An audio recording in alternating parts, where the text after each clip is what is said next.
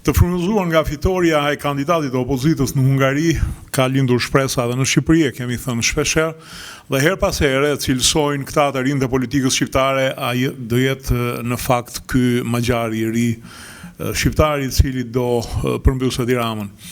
Në fakt, për të përmbysur Edi Ramën, duhet një person i cili t'ja të i kaloj Sali Berishës. Sali Berisha kush është simpatik për disa, antipatik për disa të tjerë, është njëri me një shkollim solid, ka qenë një ndër kardiologët më të mirë shqiptar.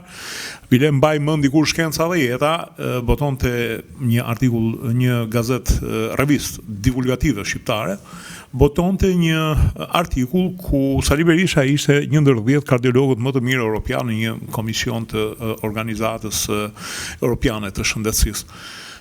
Ka qenë një njeri me një jetë aktive politike, padyshim është një ndër njohësit më të mirë të politikës në mënyrën se si veprohet, dhe një njeri i cili ka bërë shumë dere edhe që dere. I tillë është Sali Berisha. Duhet t'ja të kalosh Berishës që të harish të kesh shpresë të mundësh Ramën.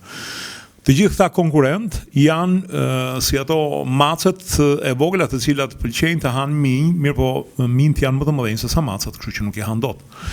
Është për të vënë dukje që këta janë që të gjithë me një shkollim të mirë, të mbaruar kryesisht në universitetet shqiptare private ku dihet se si del, kanë një eksperiencë politike pothuajse zero dhe e kujtojnë se politika është like në Facebook.